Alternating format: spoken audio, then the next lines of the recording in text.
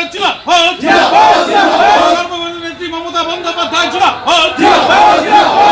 অভিষেক বন্দ্যোপাধ্যায় তাই তো বলি বিধানসভা নির্বাচনে তৃণমূল কংগ্রেস প্রার্থী দিকে দিকে জোড়া ফুল চিহ্নে বাংলার উন্নয়ন অব্যাহত রাখতে জোড়া ফুল চিহ্নে।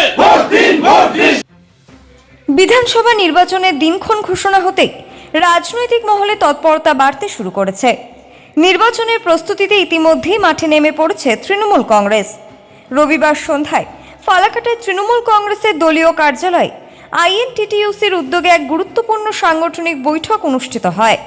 আসন্ন বিধানসভা নির্বাচনকে সামনে রেখে সংগঠনকে আরও শক্তিশালী করা, কর্মী সমর্থকদের সক্রিয় করা এবং ভোটের রণকৌশল নির্ধারণ নিয়েই মূলত এই বৈঠকের আয়োজন করা হয়।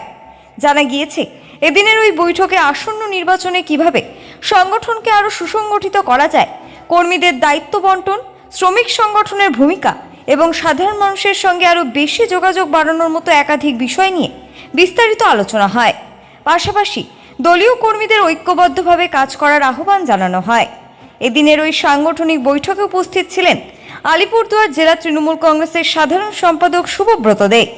এছাড়া উপস্থিত ছিলেন ফালাকাটা টাউন ব্লক আইএনটিটিইউসির সভাপতি অশোক সাহা সহ সংগঠনের অন্যান্য নেতৃত্ব, কর্মী ও সমর্থকরা।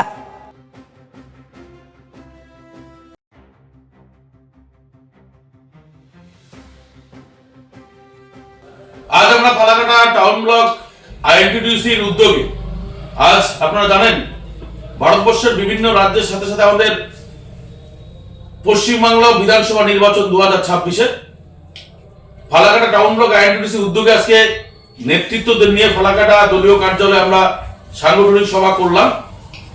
ফালাকাটার যিনি বিধায়ক 2021-এ নির্বাচিত হয়েছে, ব্যর্থ বিধায়ক, অপদার্থ বিধায়ক, শিক্ষক সমাজের একজন প্রতিনিধি, আমরা ভেবেছিলাম ফালাকাটায় উনি কেন্দ্রীয় সরকারের থেকে কিছু এনে কাজ করবেন, কিন্তু জিরো।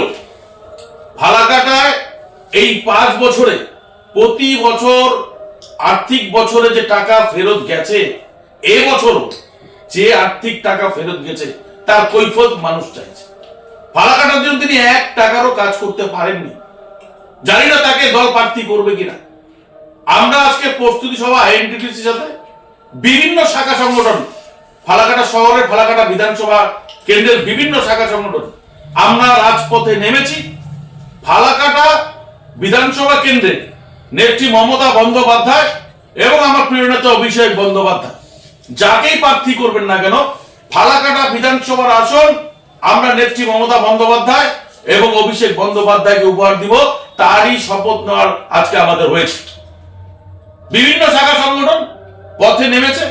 আগামীকাল থেকে আইএনটিটিইউসি ফালাকাটা 18টা ওয়ার্ডে রাজপথে থাকবে। নেত্রী মমতা বন্দ্যোপাধ্যায় উন্নয়নের বার্তা, অভিষেক বন্দ্যোপাধ্যায়ের বার্তা মানুষের কাছে পৌঁছে দেবে। আমরা 2026-এ বিধানসভা নির্বাচন, ফালাকাটার মানুষ মুখিয়ে আছে বিজেপিকে ছামা ঘষে দেওয়ার জন্য। যেই প্রার্থী হোক না কেন, নেত্রী মমতা বন্দ্যোপাধ্যায়ের হাত আমরা শক্ত করব।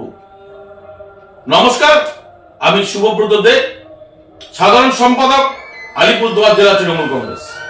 ইতিমধ্যে আপনারা অবগত হয়েছেন, আমাদের 5টি রাজ্যের সাথে সাথে আমাদের পশ্চিমবাংলাও আগামী 2 দফায় নির্বাচন ঘোষিত হয়েছে।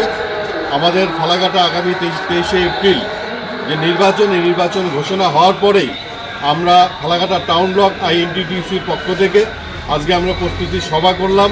এই সভার মধ্য দিয়ে সকলের উপস্থিতিতে এই নির্বাচনে ফালাকাটাকে পুনরুদ্ধার করতে হবে। তৃণমূল কংগ্রেসের প্রার্থীকে নির্বাচিত করবার জন্য আমরা যে আজকে শপথ নিলাম, আজকে আগামীকাল থেকেই আমরা সিদ্ধান্ত নিয়েছি রাজপথে থাকবো, মানুষের পাশে থেকে তৃণমূল কংগ্রেসের প্রার্থীকে নির্বাচিত করবার জন্য এবং নির্বাচিত করে আমাদের ফালাকাটার তৃণমূল কংগ্রেসের প্রার্থীকে জিতিয়ে মমতা বন্দ্যোপাধ্যায়কে হাতকে শক্ত করব। এই সিদ্ধান্ত আমরা আজকে ফালাকাটা টাউন ব্লক আইএনটিটিইউসির পক্ষ থেকে না